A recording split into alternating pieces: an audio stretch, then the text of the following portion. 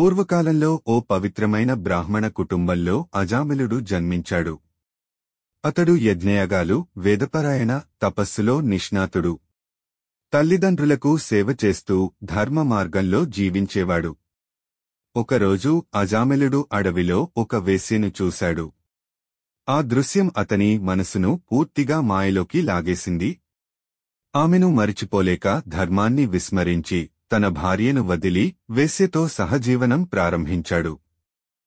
వేశ్యతో కలిసి 10 మంది పిల్లలకు తండ్రిగా మారాడు. చీకటి మార్గాల్లోకి దిగిపోయాడు. దొంగతనాలు, మద్యం, వ్యభిచారం, అన్ని రకాల పాపాల్లో మునిగిపోయాడు. తన చిన్న కుమారునికి నారాయణ అని పేరు పెట్టాడు. ఇది తెలియకుండానే భగవత్కృపకు మార్గమైంది. కాలం గడిచింది. ఇప్పుడు అజామిలుడు మూతిప్రాయానికి చేరాడు. ఆఖరి శ్వాసలు తీసుకుంటున్న సమయంలో అతని శరీరం నిశ్చలమవుతోంది. తన దగ్గర నారాయణ అనే కుమారుడు ఆడుకుంటూ ఉండగా అతడు భయంతో తన కుమారుని పిలిచాడు. నారాయణ అని. బిడ్డను పిలవటమే అయినా ఆ నామస్మరణ ఒక్క మాటే అతని జీవితం మార్చేసింది. అక్కడికి యమదూతలు వచ్చారు అతని ప్రాణాన్ని తీసుకెళ్లటానికి. కాని వెంటనే విష్ణుదూతలు ప్రకాశంతో వచ్చి వారిని అడ్డుకున్నారు. యమదూతలు కూతలు పెట్టారు. ఈ అజామిలుడు పాపాల చెరలో జీవించాడు. అతడిని తీసుకుపోవడం మాకే హక్కు. అందుకు విష్ణుదూతలు శాంతంగా చెప్పారు. కాని అతడు చివరి శ్వాసలో నారాయణ నామాన్ని పలికాడు. భగవన్నామం అనేది శుద్ధమైన శక్తి. ఆ ఒక్క నామస్మరణతో అతని పాపాలు క్షమించబడ్డాయి. అతడు ఇక మోక్షమార్గుడే. యమదూతలు ఆశ్చర్యచకితులయ్యారు. అవమానంతో వెనక్కి వెళ్లిపోయారు. ఇదంతా చూసిన అజామిలుడి మనసులో గాఢమైన పశ్చాత్తాపం కలిగింది. తాను చేసిన పాపాలు గుర్తుకు వచ్చాయి. కన్నీళ్లు కారాయి. ఆ సమయంలో నారదుడు ప్రత్యక్షమయ్యాడు. అతనికి ఉపదేశం ఇచ్చాడు. నారాయణుడు నీ పాపాలను క్షమించాడు.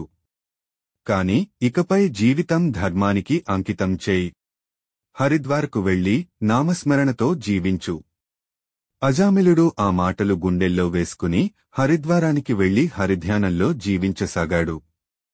తన పాపాల జ్ఞాపకంతో ప్రతిరోజూ కన్నీటి తపస్సు చేసేవాడు.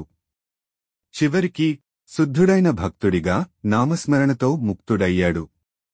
వైకుంఠానికి చేరాడు. కథలోని ముఖ్య సందేశం భగవంతుని నామం పాపాల కన్నా శక్తివంతమైనది. చివరి క్షణంలోనైనా నమ్మకంగా పిలిస్తే ఆయన తప్పకుండా రక్షిస్తాడు. అజామిలుని వద్ద విష్ణుదూతలు ప్రత్యక్షమై యమదూతలను అడ్డుకున్నారు. ఈ ఘటన యమదూతలకు గాఢమైన ఆశ్చర్యాన్ని కలిగించింది. వారు చెప్తారు, మేము ఎన్నో మంది పాపులను నరకానికి తీసుకువెళ్లాం. కాని ఎప్పటికీ ఎవ్వరూ మమ్మల్ని అడ్డుకోలేదే. ఈ రోజు మాత్రం కొన్ని అద్భుతమైన, ప్రకాశమయమైన స్వరూపాలతో వచ్చిన వారు మమ్మల్ని అడ్డుకున్నారు. వారు తమను విష్ణుదూతలు అన్నారు. ఈ విషయాన్ని మన ప్రభువైన యమునికి వెళ్లి తెలపాలి. వారు యమధర్మరాజుని సన్నిధిలో ప్రవేశించి వినయంతో పలికారు, ప్రభూ, మేము అజామిలుడి ప్రాణాలు తీసేందుకు వెళ్లినప్పుడు మాకు ఒక అర్థంచానిది ఎదురైంది.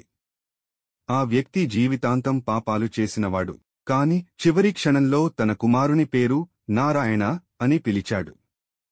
అప్పుడే కొన్ని ప్రకాశవంతమైన దేవదూతలు వచ్చి మమ్మల్ని అడ్డుకున్నారు. వారు అతన్ని రక్షించారు. ప్రభూ, అజామిలుడి వంటి పాపాత్ముడు మోక్షాన్ని పొందడం ధర్మానికి విరుద్ధం కాదా? ఇది ఎలా సాధ్యమైంది? మేము దీన్ని ఎలా అర్థం చేసుకోవాలి? నారా, నీవు చెప్పింది నిజం. కాని మీరు ఓ విషయం మర్చిపోయారు. భగవన్నామ స్మరణ అనేది సాధారణ చర్య కాదు, అది పాపాలను దహించగల అగ్ని. నారాయణ నామస్మరణ చేసిన వ్యక్తి ఎంత పాపినైనా సరే, ఆ క్షణానికి అతనిపై నాకు అధికారముండదు. నా మీద ఉన్న ఆదేశం విష్ణుని వారి నుంచి వచ్చేది. నేను కూడా ఆయన సేవకుడినే. కలియుగంలో నామస్మరణే మోక్షానికి మార్గం. యమదూతలు ధర్మ విధానాన్ని మాత్రమే అనుసరిస్తారు. కాని విష్ణుదూతలు కూపాధారితంగా భగవన్నామాన్ని గుర్తించి రక్షణ కలుగజేస్తారు. యమధర్మరాజు కూడా విష్ణుభక్తుడే, ఆయన దివ్యమైన మార్గాన్ని అర్థం చేసుకున్నవాడు. పూర్వకాలంలో దక్షిణ భారతంలో ఓ పరాక్రమశాలి రాజు ఉండేవాడు. అతని పేరు ఇంద్రద్యుమ్న మహారాజు.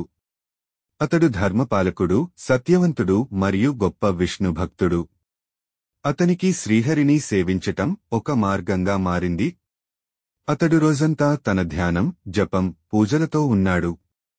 ప్రజల పాలనను కూడా సత్యసంధంగా చేసేవాడు.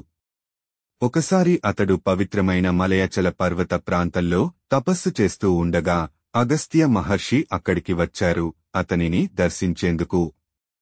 అయితే ఇంద్రద్యుమ్న మహారాజు ఆ సమయంలో ధ్యానంలో ఉన్నాడు. ఆహ్వానం చేయలేదు, అర్ఘ్యం, పాద్యం ఇవ్వలేదు. అంతా మానసిక స్థితి వల్లే. అగస్త్య మహర్షి కోపంతో, ఇంద్రద్యుమ్న, నీవు ధర్మాన్ని పాటించినవాడివి, కానీ భక్తి పేరుతో అహంకారాన్ని అలవాటు చేసుకున్నావు. రాజసభలో వచ్చిన అతిథిని పట్టించుకోకపోవడం నీ అహంభావానికి సంకేతం. కావున నీకు శాపం, నీవు జంతువుగా పుట్టవలెను. ఇలా అగస్త్యుడు శపించి కోపంతో వెళ్ళిపోయాడు. ఈ శాపం వల్ల ఇంద్రద్యుమ్నుడు తన తర్వాతి జన్మలో ఏనుగుగా జన్మించాడు. ప్రమాదకరమైన అడవుల్లో, సరస్సు ఒడ్డున గజేంద్రుడు పెద్ద గజసేనతో కలిసి అడవిలో నివసించేవాడు. ఒకరోజు గజేంద్రుడు తన కుటుంబంతో నీటిలో స్నానం చేస్తున్నాడు. అప్పుడే ఒక మకరం నీటి లోపలి నుండి వచ్చి అతని కాలును గట్టిగా పట్టుకుంది.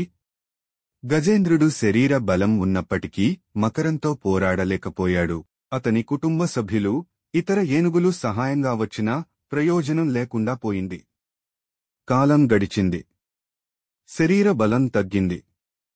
ఆశలు చిదిలమయ్యాయి.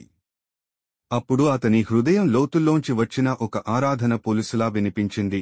ఓ ఆదిపురుషుడా, పరమాత్మా, నన్ను రక్షించు. నీవే నాకు శరణు. ఓ నారాయణ. ఈ భక్తిపూర్వకమైన కేక భగవంతుని చెవుల్లో పడింది. శ్రీహరి, నారాయణుడు తన గరుడ వాహనంపై వెంటనే ప్రత్యక్షమయ్యాడు. చక్రాయుధంతో ఆ మకరాన్ని వధించాడు. గజేంద్రుడిని నిస్సహాయత నుండి విమోచించాడు. అతడి ఆ భక్తికి ప్రతిఫలంగా గజేంద్రునికి మోక్షాన్ని ప్రసాదించాడు. అతను అక్కడే వైకుంఠధామానికి చేరాడు, తన గతజన్మ పుణ్యఫలాన్ని పొందాడు. కథ ముగింపు సందేశం: ఎంత బలహీనమైన స్థితిలోనైనా శుద్ధమైన మనసుతో పిలిచిన భగవన్నామం మానవుడినైనా జంతువునైనా మోక్షానికి చేర్చగలదు. మీకు ఈ వీడియో నచ్చితే లైక్ చేయండి, మీ మిత్రులతో షేర్ చేయండి.